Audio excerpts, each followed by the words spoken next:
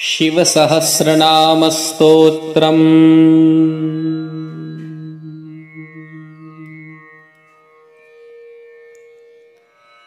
वासुदेव उवाच ततः सप्रयतो भूत्वा मम तात युधिष्ठिर प्राञ्जलिः प्राह विप्रर्षिर्नाम संग्रहमादितः। उपमन्युरुवाच ब्रह्म प्रोक्तैर्ऋषि प्रोक्तैर्वेद-वेदाङ्गसम्भवैः सर्वलोकेषु विख्यातं स्तुत्यं स्तोष्यामि नामभिः। महद्भिर्विहितैः सत्यैः सिद्धैः सर्वार्थसाधकैः ऋषिणा तण्डिना भक्त्या कृतैर्वेदकृतात्मना यथोक्तैः साधुभिः ख्यातैर्मुनिभिस्तत्त्वदर्शिभिः प्रवरं प्रथमं स्वर्ग्यं सर्वभूतहितं शुभम्। श्रुतैः सर्वत्र जगति ब्रह्मलोकावतारितैः सत्यैस्तत्परमं ब्रह्म ब्रह्म प्रोक्तं सनातनम्। वक्ष्ये यदुकुलश्रेष्ठ शृणुष्वावहितो मम। वरयैनं भवं देवं भक्तस्त्वं परमेश्वरम् तेन ते श्रावयिष्यामि यत्तद्ब्रह्म सनातनम्। न शक्यं विस्तरात् कृत्स्नं वक्तुं सर्वस्य केनचित् युक्तेनापि विभूतीनाम् अपि वर्षशतैरपि यस्यादिर्मध्यमन्तं च सुरैरपि न गम्यते। कस्तस्य शक्नुयाद् वक्तुं गुणान् कार्श्चेन माधव। किं तु देवस्य महतः संक्षिप्तार्थपदाक्षरम् शक्तितश्चरितं वक्ष्ये प्रसादात् तस्य धीमतः। अप्राप्य तु ततोऽनुज्ञां न शक्यः स्तोतुमीश्वरः। यदा तेनाभ्यनुज्ञातः स्तुतो वै स तदा मया अनादिनिधनस्याहं जगद्योनिर्महात्मनः। नाम्नां कञ्चित् समुद्देशं वक्ष्याम्यव्यक्तयोनिनः। वरदस्य वरेण्यस्य विश्वरूपस्य धीमतः। शृणु नाम्नां चयं कृष्ण यदुक्तं पद्मयोनिना। 10 नामसहस्राणि यान्याः प्रपितामहः तानि निर्मथ्य मनसा दध्नो घृतमिवोद्धृतं। गिरेः सारं यथा हेम पुष्पसारं यथा मधु। घृतात् सारं यथा मण्डस्तथैतत्सारमुद्धृतं। सर्वपापापहमिदं चतुर्वेदसमन्वितं। प्रयत्नेनाधिगन्तव्यं धार्यं च प्रयतात्मना। माङ्गल्यं पौष्टिकं चैव रक्षोघ्नं पावनं महत्। इदं भक्ताय दातव्यं श्रद्दधानास्तिकाय च। नाश्रद्दधानरूपाय नास्तिकायाजितात्मने। यश्चाभ्यसूयते देवं कारणात्मानमीश्वरं स कृष्णनरकं याति सह पूर्वैः सहात्मजैः। इदं ध्यानम् इदं योगम् इदं ध्येयम् अनुत्तमम्। इदं जप्यम् इदं ज्ञानम् रहस्यमिदमुत्तमम्। यञ्जात्वा अन्तकालेऽपि गच्छेत् परमां गतिम्। पवित्रं मङ्गलं मेध्यं कल्याणमिदमुत्तमम्। इदं ब्रह्मा पुरा कृत्वा सर्वलोकपितामहः सर्वस्तवानां राजत्वे दिव्यानां समकल्पयत् तदा प्रभृति चैवायम् ईश्वरस्य महात्मनः स्तवराज इति ख्यातो जगत्यमरपूजितः ब्रह्मलोकादयं स्वर्गे स्तवराजोऽवतारितः यतस्तण्डिः पुरा प्रापो तेन तण्डिकृतोऽभवत् स्वर्गाच्चैवात्र भूर्लोकं तण्डिना ह्यवतारितः सर्वमङ्गलमाङ्गल्यं सर्वपापप्रणाशनम् निगदिष्ये महाबाहो स्तवानाम् उत्तमं स्तवम् ब्रह्मणामपि यद्ब्रह्म पराणामपि यत्परम् तेजसामपि यत्तेजस्तपसामपि यत्तपः शान्तानामपि यः शान्तो द्वितीनामपि या द्वितिः दान्तानामपि यो दान्तो धीमतामपि या च्वधीः देवानामपि यो देव ऋषीणाम् अपि यस्पृशिः यज्ञानामपि यो यज्ञः शिवानाम् अपि यः शिवः रुद्राणामपि यो रुद्रः प्रभा प्रभवतामपि योगिनामपि यो योगी कारणानां च कारणम् यतो लोकाः सम्भवन्ति न भवन्ति यतः पुनः सर्वभूतात्मभूतस्य हरस्यामित तेजसः अष्टोत्तरसहस्रं तु नाम्नां शर्वस्य मे शृणु यच्छ्रुत्वा मनुजव्याघ्र सर्वान् कामानवाप्स्यसि स्थिरः स्थाणुः प्रभुर्भीमः प्रवरो वरदो वरः सर्पात्मा सर्वविख्यातः सर्वः सर्वकरो भवः जटी चर्मी शिखण्डी च सर्वाङ्गः सर्वभावनः हरश्च हरिणाक्षश्च सर्वभूतहरः प्रभुः प्रवृत्तिश्च निवृत्तिश्च नियतः शाश्वतो ध्रुवः श्मशानवासी भगवान् खचरो गोचरोर्दनः अभिवाद्यो महाकर्मा तपस्वी भूतभावनः उन्मत्तवेषप्रच्छन्नः सर्वलोकप्रजापतिः महारूपो महाकायो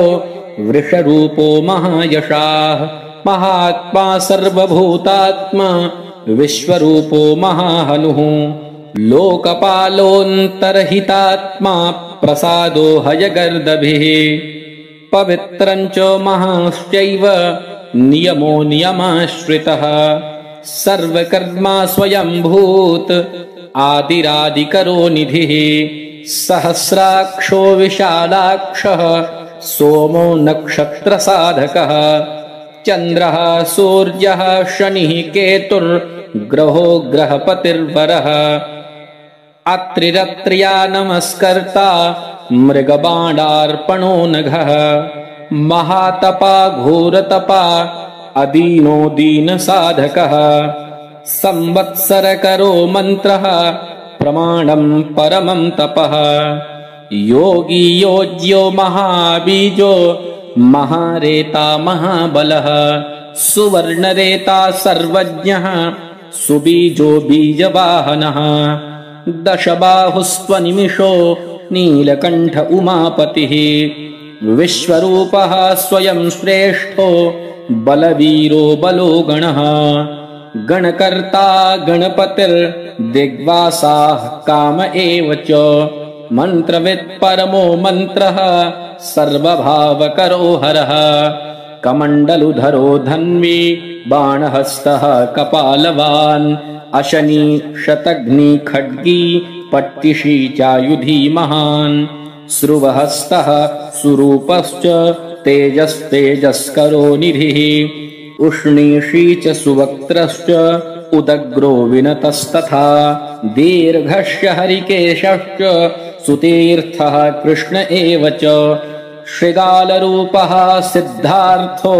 मुण्डः सर्वशुभङ्करः अजश्च बहुरूपश्च गन्धधारी कपर्द्यपिः ऊर्ध्वरेता ऊर्ध्वलिङ्ग ऊर्ध्वशायी नभस्थलः त्रिजटी चीरवासाश्च रुद्रः सेनापतिर्विभुः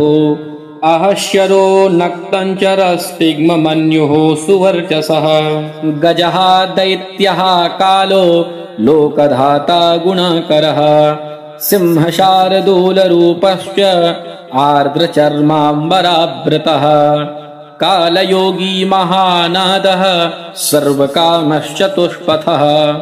निशाचरः प्रेतचारी भूतचारी महेश्वरः बहुभूतो बहुधरः स्वर्भानुरमितो गतिः नृत्यप्रियो नित्यनर्तो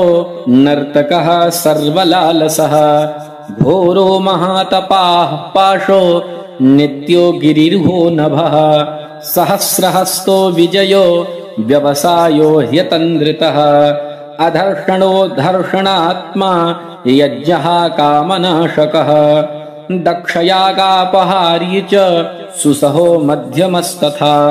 तेजोपहारी बलः मुदितोऽर्थोजितो वरः गम्भीरघोषो गम्भीरो गम्भीरबलवाहनः न्यग्रोधरूपो न्यग्रोधो वृक्षकर्णस्थितिर्विभुः सुतीक्ष्णदशनश्चैव महाकायो महाननः विश्वक्सेनो हरिर्यज्ञः संयुगापीडवाहनः तीक्ष्णतापश्च हर्यश्वः सहायः कर्मकालवित् विष्णुप्रसादितो यज्ञः समुद्रो बडवामुखः हुताशनसहायश्च प्रशान्तात्मा हुताशनः उग्रतेजा महातेजा जन्यो विजयकालवित् ज्योतिषामयनं सिद्धिः सर्वविग्रह एव च शिखी मुण्डी जटी ज्वाली मूर्तिजो मूर्धगो बली वेणवी पणवी ताली खली कालकटङ्कटः नक्षत्रविग्रहमतिर्गुणबुद्धिर्लयोगमः प्रजापतिर्विश्वबाहुर्विभागः सर्वगोमुखः विमोचनः सुसर्णो हिरण्यकवचोद्भवः मेढ्रजो बलचारी च महीचारी श्रुतस्तथा सर्वतोर्यनिनादी च सर्वातोद्यपरिग्रहः व्यालरूपो गुहावासी गुहो माली तरङ्गवित् त्रिदशस्त्रिकालधृक्कर्म सर्वबन्धविमोचनः बन्धनस्त्वसुरेन्द्राणां युधिशत्रुविनाशनः साङ्ख्यप्रसादो दुर्वासाः सर्वसाधुनिषेवितः प्रस्कन्दनो विभागज्ञो तुल्यो यज्ञविभागवित् सर्ववासः सर्वचारी दुर्वासा वासवो मरः हैमो हेमकरो यज्ञः सर्वधारी धरोत्तमः लोहिताक्षो महाक्षश्च विजयाक्षो विशारदः संग्रहो निग्रहः कर्ता सर्पचीरनिवासनः मुख्यो मुख्यश्च देहश्च काहलिः सर्वकामदः सर्वकालप्रसादश्च सुबलो बलरूपधृक् सर्वकामवरश्चैव सर्वदः सर्वतोमुखः आकाशनिर्विरूपश्च निपाति ह्यवशः खगः रौद्ररूपोऽंशुरादित्यो बहुरश्मिः सुवर्चसी वसुवेगो महावेगो मनोवेगो निशाचरः सर्ववासी श्रियावासी उपदेशकरो करः मुनिरात्मनिरालोकः संभग्नश्च सहस्रदः पक्षी च पक्षरूपश्च अतिदीप्तो विशाम्पतिः उन्मादो मदनः कामो यश्वत्थोऽर्थकरो यशः वामदेवश्च वामश्च प्राग्दक्षिणश्च वामनः सिद्धयोगी महर्षिश्च सिद्धार्थः सिद्धसाधकः भिक्षुश्च भिक्षुरूपश्च विपणो मृदुरव्ययः महासेनो विशाखश्च शश्रिभागो गवाम्पतिः वज्रहस्तश्च विष्कम्भी चमूस्तम्भन एव च वृत्तावृत्तकस्तालो मधुर्मधुकलोचनः वाचस्पत्यो वाजसनो नित्यमाश्रमपूजितः ब्रह्मचारी लोकचारी सर्वचारी विचारवित् ईशानः ईश्वरः कालो निशाचारी पिनाकवान् निमित्तस्थो निमित्तञ्च नन्दिर्नन्दिकरो हरिः नन्देश्वरश्च नन्दी च नन्दनो नन्दिवर्धनः भगहारी निहन्ता च कालो ब्रह्मा पितामहः चतुर्मुखो महालिङ्गश्चारुलिङ्गस्तथैव च लिङ्गाध्यक्षः सुराध्यक्षो योगाध्यक्षो युगावहः बीजाध्यक्षो बीजकर्ता अध्यात्मानुगतो बलः इतिहासः सकल्पश्च गौतमोऽथ निशाकरः दम्भो ह्यदम्भो वैदम्भो वश्यो वशकरः कलिः लोककर्ता पशुपतिर्महाकर्ता ह्यनौषधः अक्षरं परमं ब्रह्म बलवच्छक्र एव च नीतिर्ह्यनीतिः शुद्धात्मा शुद्धो मान्यो गतागतः बहुप्रसादः सुस्वप्नो दर्पणोऽथ त्वमित्रजित् वेदकारो मन्त्रकारो विद्वान् समरमर्दनः महामेघनिवासी च महाघोरो वशीकरः अग्निज्वालो महाज्वालो अतिधूम्रोहुतो हविः वृषणः शङ्करो नित्यं वर्चस्वी धूमकेतनः नीलस्तथाङ्गलुब्धश्च शोभनो निरवग्रहः स्वस्तिदः स्वस्तिभावश्च भागी भागकरो लघुः उत्सङ्गश्च महाङ्गश्च महागर्भपरायणः कृष्णवर्णः सुवर्णश्च इन्द्रियं सर्वदेहिनां महापादो महाहस्तो महाकायो महायशाः महामूर्धा महामात्रो महानेत्रो निशालयः महान्तको महाकर्णो महोष्ठश्च महाहनुः महानासो महाकम्बुर्महाग्रीवः श्मशानभात् महावक्षा महोरस्को ह्यन्तरात्मा मृगालयः लम्बनो लम्बितोष्ठश्च महामायः पयोनिधिः महादन्तो महादष्ट्रो महाजिह्वो महामुखः महानखो महारोमा महाकोशो महाजटः प्रसन्नश्च प्रसादश्च प्रत्ययो गिरिसाधनः स्नेहनो स्नेहनश्चैव अजितश्च महामुनिः वृक्षाकारो वृक्षकेतुरनलो वायुवाहनः गण्डली मेरुधामा च देवाधिपतिरेव च अथर्वशीर्षः सामास्य ऋक्सहस्रामिते क्षणः यजुः पादभुजो गुह्यः प्रकाशो जङ्गमस्तथा अमोघार्थः प्रसादश्च अभिगम्यः सुदर्शनः उपकारः प्रियः सर्वः कनकः काञ्चनच्छविः नाभिर्नन्दिकरो भावः पुष्करस्थपतिः स्थिरः द्वादशस्त्रासनश्चाद्यो यज्ञो यज्ञसमाहितः नक्तं कलिश्यकालश्च मकरः कालपूजितः सगणो गणकारश्च भूतवाहनसारथिः भस्मशयो भस्मगोप्ता भस्मभूतस्तरुर्गणः लोकपालस्तथा लोको महात्मा सर्वपूजितः शुक्लस्त्रिशुक्लः सम्पन्नः शुचिर्भूतनिषेवितः आश्रमस्थः क्रियावस्थो विश्वकर्ममतिर्वरः आश्रमस्थः क्रियावस्थो विश्वकर्ममतिर्वरः विशालशाखस्ताम्रोष्ठो ह्यम्बुजालः सुनिष्कलः कपिलः कपिशः शुक्ल आयुष्यैव परोपरः गन्धर्वो ह्यदितिस्तार्क्ष्यः सुविज्ञेयः सुशारदः परश्वधायुधो देवो अनुकारी सुबान्धवः तुम्बवीणो महाक्रोध ऊर्ध्वरेता जलेशयः उग्रो वंशकरो वंशो वंशनादो ह्यनिन्दितः सर्वाङ्गरूपो मायावी सुहृदो ह्यनिलो नलः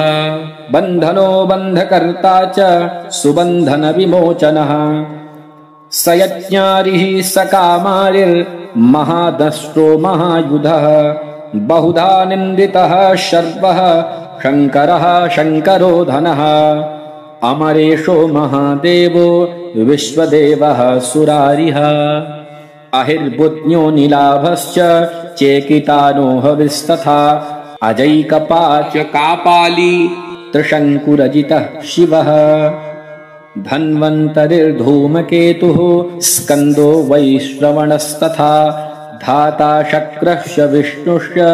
मित्रस्त्वष्टा ध्रुवोधरः प्रभावः सर्वगो वायुर्यमा सविता रविः उषङ्गुश्च विधाता च मान्धाता भूतभावनः विभुर्वर्णविभावी च सर्वकामगुणावहः पद्मनाभो महागर्भश्चन्द्रवक्त्रो नीलो नलः बलवांश्चोपशान्तश्च पुराणः पुण्यचञ्चुरी कुरुकर्ता कुरुवासी कुरुभूतो गुणौषधः सर्वाशयो दर्भचारी सर्वेषां प्राणिनां पतिः देवदेवः सुखासक्तः सदसत् सर्वरत्नवित् कैलासगिरिवासी च हिमवद्गिरिसंश्रयः कूलहारी कूलकर्ता बहुविद्यो बहुप्रदः वणिजो वर्धकी वृक्षो बकुलश्चन्दनश्छदः सारग्रीवो महाजत्रुः अलोलश्च महौषधः सिद्धार्थकारी सिद्धार्थश्छन्दो व्याकरणोत्तरः सिंहनादः सिंहदष्ट्रः सिंहगः सिंहवाहनः प्रभावात्मा जगत्कालस्थालो लोकहितस्तरुः सारङ्गो नवचक्राङ्गः केतुमाली सभावनः भूतालयो भूतपतिः अहोरात्रमनिन्दितः वाहिता सर्वभूतानां निलयश्च विभुर्भवः अमोघः संयतो ह्यश्वो भोजनः प्राणधारणः धृतिमान् मतिमान् दक्षः सत्कृतश्च युगाधिपः गोपालिर्गोपतिर्ग्रामो गोचर्मवसनो हरिः हिरण्यबाहुश्च तथा गुहापालः प्रवेशिनाम् प्रकृष्टारिर्महाहर्षो जितकामो जितेन्द्रियः कान्धारश्च सुवासश्च तपःसक्तो रतिर्नरः महागीतो महानृत्यो ह्यप्सरो गणसेवितः महाकेतुर्महाधातुर्नैकसानुश्चरश्चलः आवेदनीय आदेशः सर्वगन्धसुखावहः तोरणस्तारणो वातः परिधिपतिखेचरः संयोगो वर्धनो वृद्धो अतिवृद्धो गुणाधिकः नित्य आत्मसहायश्च देवासुरपतिः पतिः युक्तश्च युक्तबाहुश्च देवो दिविसुपर्वणः आषाढश्च सुषाढश्च ध्रुवोऽथ हरिणो हरः वपुरा वर्तमानेभ्यो वसुश्रेष्ठो महापथः शिरोहारी विमर्शश्च सर्वलक्षणलक्षितः अक्षश्च रथयोगी च सर्वयोगी महाबलः समाम्नायो समाम्नायस्तीर्थदेवो महारथः निर्जीवो जीवनो मन्त्रः शुभाक्षो बहुकर्कशः रत्नप्रभूतो रत्नांगो महार्णवनिपानवित् मूलं विशालो ह्यमृतो व्यक्ताव्यक्तस्तपोनिधिः आरोहणोऽधिरोहश्च शीलधारी महायशाः सेनाकल्पो महाकल्पो योगो युगकरो हरिः युगरूपो महारूपो महानागहनो वधः न्यायनिर्वपणः पादः पण्डितो ह्यचलोपमः बहुमालो महामालः शशीहरसुलोचनः विस्तारो लवणः कूपस्त्रियुगः सफलोदयः त्रिलोचनो विषण्णाङ्गो मणिविद्धो जटाधरः विन्दुर्विसर्गः सुमुखः शरः सर्वायुधः सः निवेदनः सुखाजातः सुगन्धारो महाधनुः गन्धपाली च भगवान् उत्थानः सर्वकर्मणाम् मन्थानो बहुलो वायुः सकलः सर्वलोचनः ततस्तालः करस्थाली ऊर्ध्वसंहननो महान्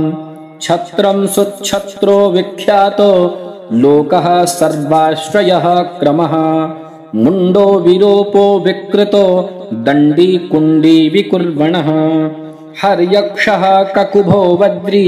शतजिह्वः सहस्रपात् सहस्रमूर्धा देवेन्द्रः सर्वदेवमयो गुरुः सहस्रबाहुः सर्वाङ्गः शरण्यः सर्वलोककृत् पवित्रं त्रिककुन्मन्त्रः कनिष्ठः कृष्णपिङ्गलः ब्रह्मदण्डविनिर्माता शतघ्नीपाशशक्तिमान् पद्मगर्भो महागर्भो ब्रह्मगर्भो जलोद्भवः गभस्य ब्रह्मकृद्ब्रह्मी ब्रह्मविद्ब्राह्मणो गतिः अनन्तरूपो नैकात्मा तिग्मतेजाः स्वयंभुवः ऊर्ध्वगात्मा पशुपतिर्वातरं भामनोजवः चन्दनी पद्मनालाग्रः सुरभ्युत्तरणो नरः कर्णिकार महास्रग्वी नीलमौलिः पिनाकधृत् उमापतिरुमाकान्तो जाह्नवी धृदुमाधवः वरो वराहो वरदो वरेण्यः सुमहास्वनः महाप्रसादो दमनः शत्रुभा श्वेतपिङ्गलः पीतात्मा परमात्मा च प्रयतात्मा प्रधानधृत् सर्वपार्श्वमुखस्यक्षो धर्मसाधारणो वरः चराचरात्मा सूक्ष्मात्मा अमृतो गोवृषेश्वरः साध्यर्षिः वसुरादित्यो विवस्वान् सवितामृतः व्यासः सर्गः सुसंक्षेपो विस्तरः पर्ययो नरः ऋतुः संवत्सरो मासः पक्षः संख्या समापनः कलाः काष्ठालवा मात्रा मुहूर्ताः क्षपाः क्षणाः विश्वक्षेत्रं प्रजाबीजं लिङ्गमाद्यस्तु निर्गमः सदसत् व्यक्तमव्यक्तं पिता माता पितामहः स्वर्गद्वारं प्रजाद्वारं मोक्षद्वारं त्रिविष्टपम् निर्वाणं ह्लादनश्चैव ब्रह्मलोकः परागतिः देवासुरविनिर्माता देवासुरपरायणः देवासुरगुरुर्देवो देवासुरनमस्कृतः देवासुरमहामात्रो देवासुरगणाश्रयः देवासुरगणाध्यक्षो देवासुरगणाग्रणीः देवातिदेवो देवर्षिर्देवासुरवरप्रदः देवासुरेश्वरो विश्वो देवासुरमहेश्वरः सर्वदेवमयोचिन्त्यो देवतात्मात्मसम्भवः उद्भित्त्रिविक्रमो वैद्यो विरजो नीरजो मरः ईड्यो हस्तीश्वरो व्याघ्रो देवसिंहो नरर्षभः विबुधोऽग्रवरः सूक्ष्मः सर्वदेवस्तपोमयः सुयुक्तः शोभनो वज्री प्रासानां प्रभवोऽव्ययः गुहः कान्तो निजः सर्गः पवित्रं सर्वपावनः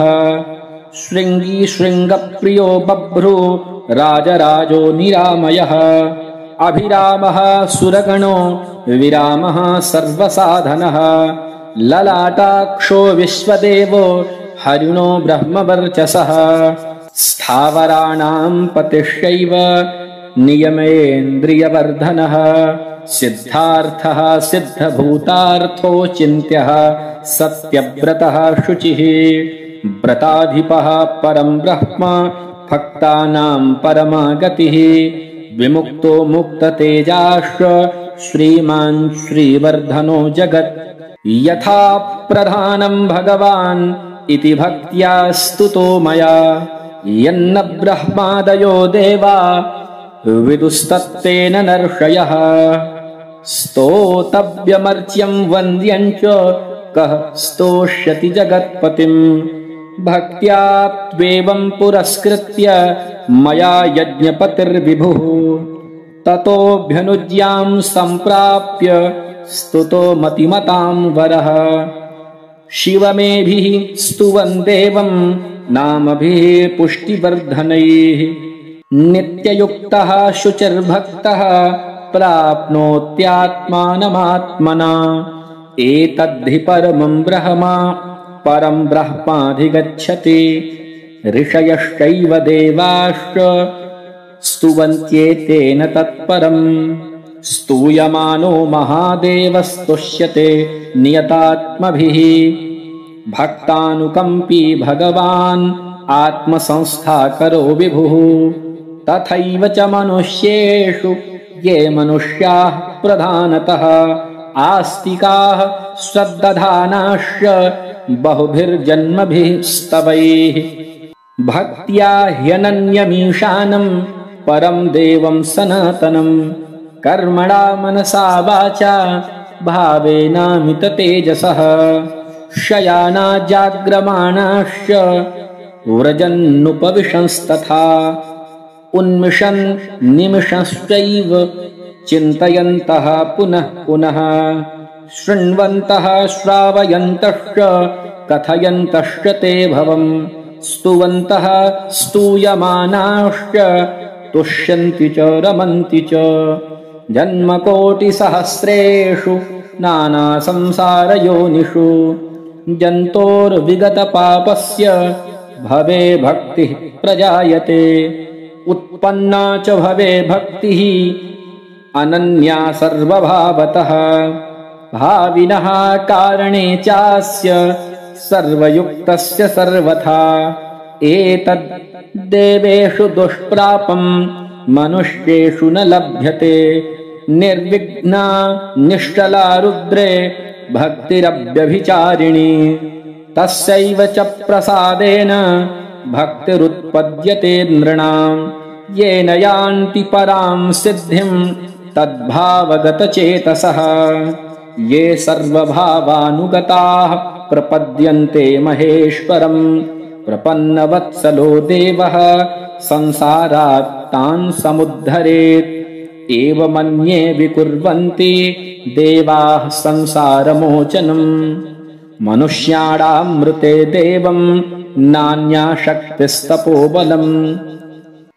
इति तेनेन्द्रकल्पेन भगवान् सदसत्पतिः